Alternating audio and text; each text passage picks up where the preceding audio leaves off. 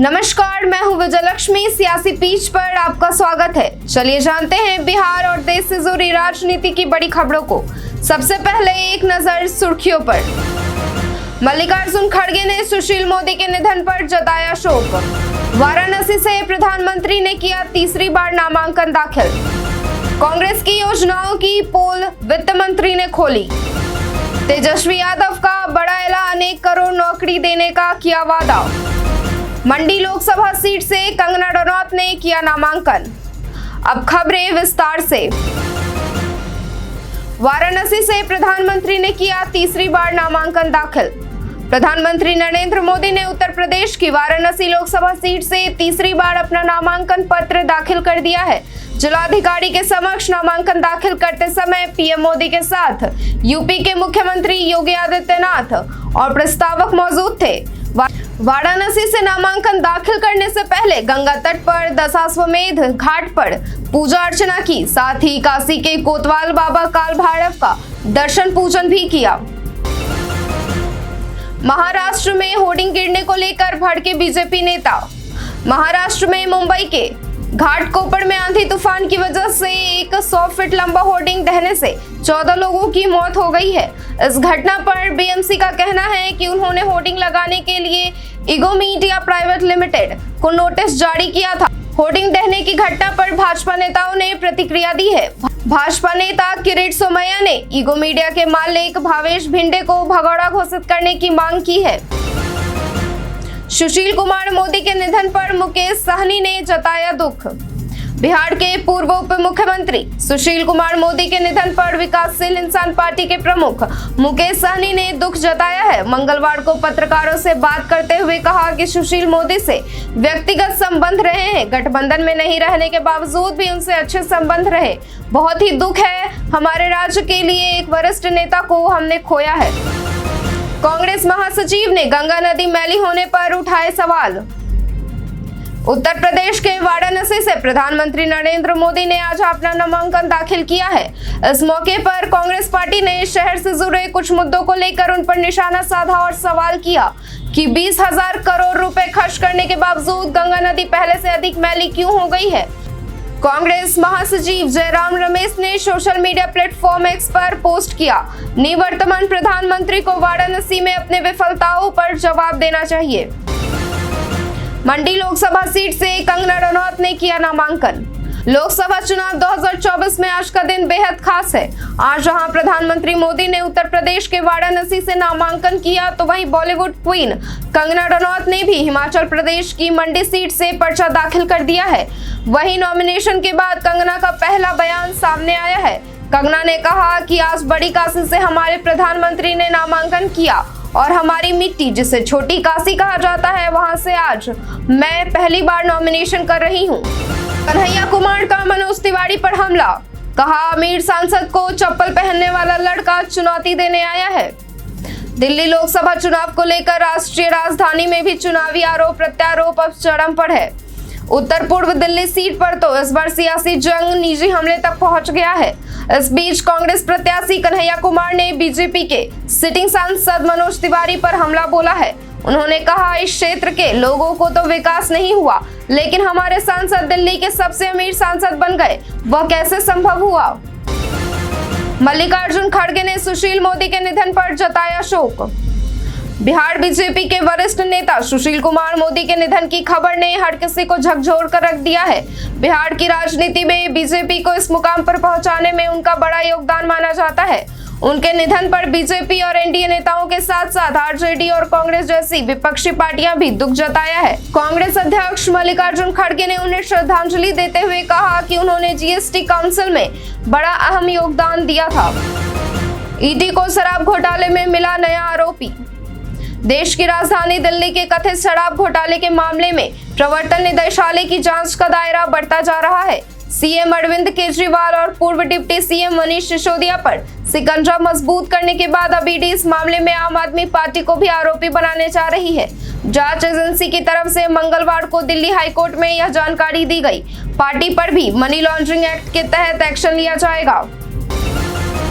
एकनाथ शिंदे ने राहुल गांधी को बताया देशद्रोही। टाइम्स नाउ नव भारत से एक्सक्लूसिव बातचीत में महाराष्ट्र के मुख्यमंत्री एकनाथ शिंदे कांग्रेस नेता राहुल गांधी पर भड़के दिखे। टाइम्स नाउ और टाइम्स नाउ नव भारत की group editor in chief Navika Kumar के साथ एक्सक्लूसिव इंटरव्यू में महाराष्ट्र के मुख्यमंत्री एकनाथ शिंदे ने दिल खोलकर अपनी बात रखी। इसी दौरान उन्होंने पूर्व कांग्रेस अध्यक्ष और वरिष्ठ नेता राहुल गांधी को देशद्रोही कह दिया। अखिलेश यादव का बड़ा दावा, कहा बीजेपी हारने वाली है। समाजवादी पार्टी के अध्यक्ष अखिलेश यादव ने लोकसभा चुनावों के बीच भारतीय जनता पार्टी को आगाह करते हुए कहा कि वह मतदान करने जा रही जनता के बीच में न आए। उन्होंने कहा कि मतदाताओं को वोट डालने से रोकना भी अपराध है। सपा अध्यक्ष ने कहा भाजपा के घपलों की पोल खुल चुकी है, बीजेपी चुनाव हारने जा रही है। तेजस्वी यादव पर भड़के अनंत सिंह। बिहार में छोटे सरकार के नाम से मशहूर बाहुबली नेता अनंत सिंह इस समय पैरोल पर जेल से बाहर हैं। इस दौरान वो अपने क्षेत्र में लोगों से मिल रहे हैं। इसी बीच अनंत सिंह ने टाइम्स नाउ नव भारत से एक्सक्लूसिव बातचीत की है। इस दौरान अनंत सिंह राजद नेता तेजस्वी यादव पर भड़के दिखे। अनंत सिंह ने कहा कि वो किसी के बाप का नौकर नहीं है। प्रियंका गांधी ने अमित शाह पर किया पलटवार। लोकसभा चुनाव के 3 चरण पूरे हो चुके हैं और सियासी पारा गर्म है। ऐसे में कांग्रेस महासचिव प्रियंका गांधी ने गांधी परिवार के घर रायबरेली में कांग्रेस द्वारा कराए गए विकास कार्यों की एक लंबी सूची पढ़ी और केंद्रीय गृह मंत्री और भाजपा के वरिष्ठ नेता अमित शाह के उस बयान पर पलटवार किया जिसमें उन्होंने कहा था कि गांधी परिवार ने रायबरेली की अनदेखी की है। साथ ही उन्होंने कहा, मैं गृह मंत्री से पूछना चाहती हूँ कि भाजपा ने रायबरेली के लिए क्या किया है। कांग्रेस की योजनाओं की पोल वित्त मंत्री ने खोली। वित्त मंत्री निर्मला सीतारमण ने कांग्रेस के चुनावी वादों को खटाखट योजना करार देते हुए उसे आड़े हाथों लिया और पूछा कि क्या उसे गरीबी रेखा से नीचे के परिवारों की महिलाओं को सालाना 1 लाख रुपए देने समेत सामाजिक कल्याण योजनाओं को लागू करने की लागत के बारे में पता भी है। उन्होंने पूछा कि कांग्रेस क्या इन योजनाओं को पूरा करने के लिए बड़े पैमाने पर उधार लेगी, टैक्स बढ़ाएगी या फिर खटाखट योजनाओं की वित्तीय लागत को समायोजित करने के लिए सरकार की कल्याणकारी योजनाओं को बंद करेगी। ममता बनर्जी ने इंडिया गठबंधन की जीत का किया दावा। पश्चिम बंगाल की मुख्यमंत्री व टीएमसी प्रमुख ममता बनर्जी ने एक बार फिर नागरिकता संशोधन कानून को लेकर मोदी सरकार को निशाने पर लिया। उन्होंने एक चुनावी जनसभा में मन से दावा किया कि बंगाल के 19 लाख मतदाताओं का नाम वोटर लिस्ट से हटा दिया गया। इसके अलावा सीएम ने एक और बड़ा दावा किया। उन्होंने कहा कि इस बार INDIA गठबंधन को 315 लोकसभा सीटों पर जीत मिल रही है। विदेश मंत्री एस जयशंकर ने की चीनी सीमा विवाद की बात। विदेश मंत्री एस जयशंकर ने अपने हालिया इंटरव्यू में चीन के साथ सीमा विवाद पर बोलते हुए कहा कि पड़ोसी देश के साथ सामान्य रिश्ते तभी संभव हैं जब सीमा पर शांति कायम होगी। इसी दौरान उन्होंने पेट्रोलिंग के अधिकार की बात की जिस पर चीनी के रक्षा विशेषज्ञ भड़क गए हैं। उनका कहना है कि यह चीन की संप्रभुता का उल्लंघन है। स्वाति मालीवाल के साथ बदसलूकी करने वालों पर होगी उचित कार्रवाई। आम आदमी पार्टी की राज्यसभा सदस्य स्वाति मालीवाल ने एक दिन पहले मुख्यमंत्री अरविंद केजरीवाल के पूर्व पीए विभव कुमार के ऊपर दुर्व्यवहार करने का आरोप लगाया था। स्वाति मालीवाल के इस आरोप के 24 घंटे बाद दिल्ली आम आदमी पार्टी की ओर से संजय सिंह ने प्रेस कॉन्फ्रेंस की जिसमें उन्होंने स्वाति मालीवाल के आरोपों पर आम आदमी पार्टी की ओर से सफाई दी। इसके साथ ही उन्होंने आपकी ओर से उचित कार्रवाई करने की भी बात कही।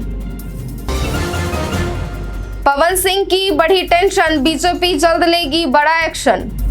बिहार की काराकाट लोकसभा सीट काफी सुर्खियों में है। इस सीट पर एनडीए से उपेंद्र कुशवाहा चुनावी मैदान में उतरे हैं तो वहीं दूसरी ओर भोजपुर एक्टर पवन सिंह ने निर्दलीय उम्मीदवार के रूप में नामांकन दाखिल कर बीजेपी की टेंशन बढ़ा दी है। कल पवन सिंह बीजेपी के सदस्य हैं और बिना पार्टी से इस्तीफा दिए उन्होंने काराकाट सीट से निर्दलीय उम्मीदवार के रूप में नामांकन दाखिल किया है। ऐसे में इतना तो तय है कि बीजेपी जल्द ही पवन सिंह के खिलाफ कोई बड़ा एक्शन लेगी।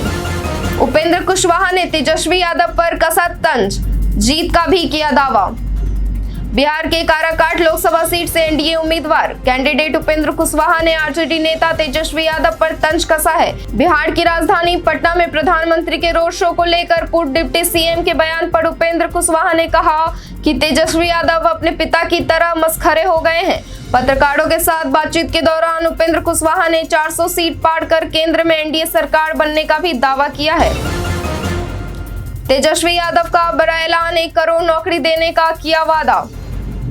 पूर्व उप मुख्यमंत्री और सह नेता प्रतिपक्ष तेजस्वी यादव ने सोनबरसा प्रखंड के भूतही स्थित जागेश्वर उच्च विद्यालय के प्रांगण में चुनावी सभा को संबोधित किया। उन्होंने संबोधन देते हुए पीएम मोदी पर जमकर निशाना साधा है और उन्होंने कहा कि बिहार में इंडिया गठबंधन की सरकार बनने पर युवाओं को 1 करोड़ नौकरी और इसके अलावा गरीब माता बहनों को 1 लाख रुपए प्रतिवर्ष देने का वादा भी किया।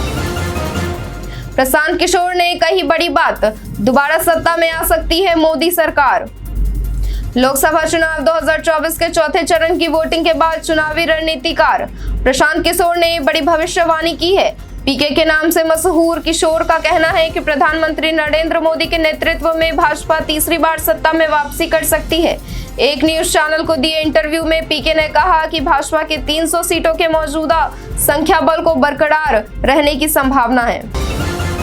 सम्राट चौधरी के फोटो का हो रहा गलत इस्तेमाल। बीजेपी की बिहार इकाई ने वीआईपी अध्यक्ष मुकेश सहनी के खिलाफ लिखित शिकायत दर्ज कराई है। बीजेपी का आरोप है कि वीआईपी की ओर से सम्राट चौधरी के फोटो का गलत इस्तेमाल कर बिहार के मतदाताओं को भ्रमित करने का काम किया जा रहा है। इसके लिए वीआईपी के वेबसाइट और फेसबुक पर इस फोटो को पोस्ट करके लोगों को भ्रमित किया जा रहा है। आज के लिए बस इतना ही। अब बढ़ते हैं आज के सवाल की ओर। आज का सवाल है कि ममता बनर्जी के इंडिया गठबंधन को 315 लोकसभा सीटों पर जीत मिलने के दावे पर आप कितने सहमत हैं? अपना जवाब हमें कमेंट सेक्शन में लिखकर जरूर बताएं। धन्यवाद।